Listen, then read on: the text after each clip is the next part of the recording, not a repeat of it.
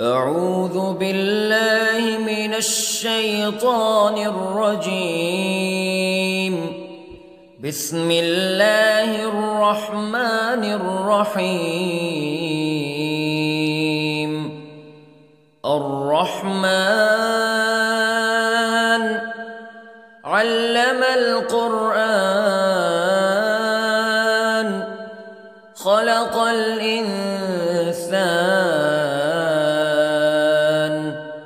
علمه البيان. الشمس والقمر بحسبان والنجم والشجر يسجدان والسماء رفعها ووضع الميزان ألا تطغوا في الميزان وأقيموا الوزن بالقسط ولا تخسروا الميزان. والأرض وضعها للأنام فيها فاكهة والنخل ذات الأكمام والحب ذو العصف والريحان فبأي آلاء ربكما تكذبان. خلق الإنسان من صلصال كالفخار وخلق الجان من مارج من نار فبأي آلاء ربكما تكذبان. رب المشرقين ورب المغربين فبأي آلاء ربكما تكذبان. مرج البحرين يلتقيان بينهما برزخ لا يبغيان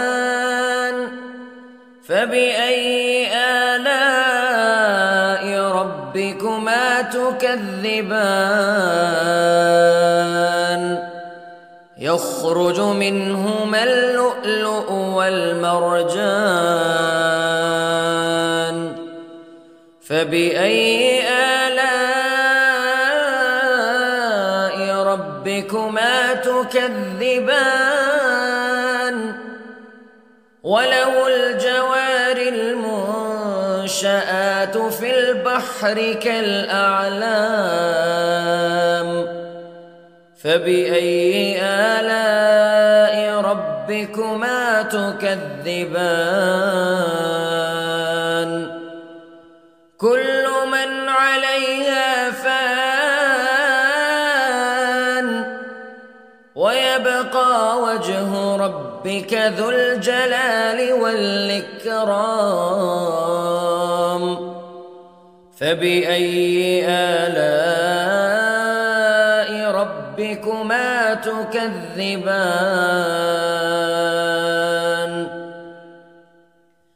يسأله من في السماوات والأرض كل يوم هو في شأن فبأي آلاء ربكما تكذبان. سنفرغ لكم أيها الثقلان فبأي آلاء ربكما تكذبان.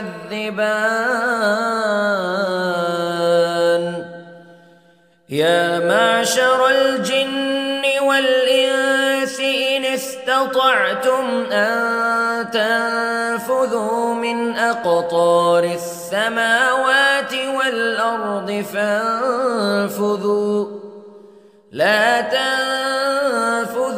إلا بسلطان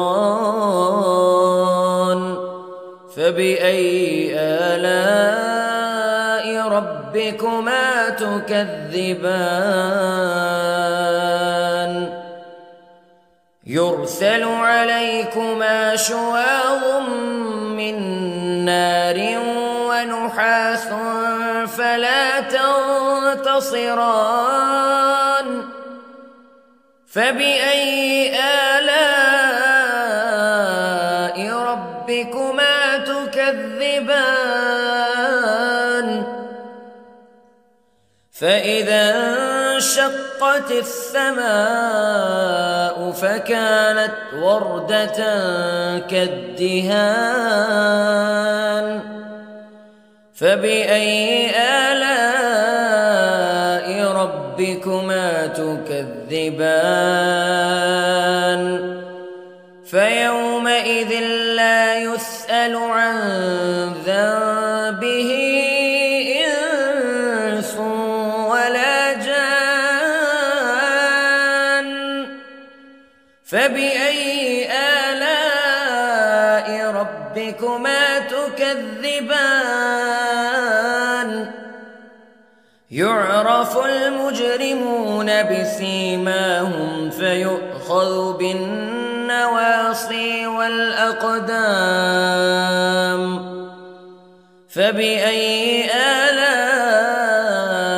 ربكما تكذبان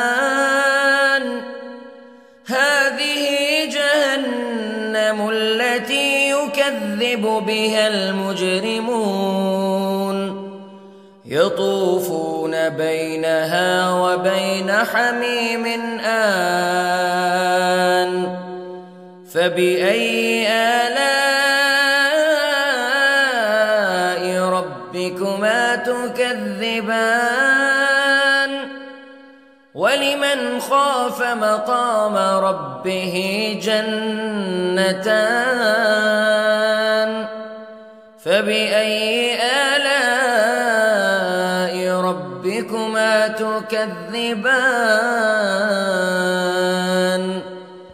ذواتا أفنان فبأي آلاء ربكما تكذبان فيهما عينان تجريان فبأي آلاء ربكما تكذبان فيهما من كل فاكهة زوجان فبأي آلاء ربكما تكذبان متكئين على فرش بطائنها من استبرق وجنى الجنتين دان فبأي آلاء ربكما تكذبان فيهن قاصرات الطرف لم يطمثهن إنس قبلهم ولا جان فبأي آلاء ربكما تكذبان كأنهن الياقوت والمرجان فبأي آلاء ربكما تكذبان هل جزاء الإحسان إلا الإحسان فبأي آلاء ربكما تكذبان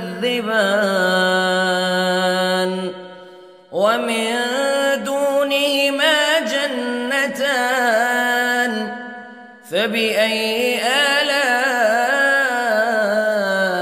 ربكما تكذبان مدهامتان فبأي آلاء ربكما تكذبان فيهما عينان نضاختان فبأي آلاء ربكما تكذبان فيهما فاكهة ونخل ورمان فبأي آلاء ربكما تكذبان فيهن خيرات حسان فبأي آلاء ربكما تكذبان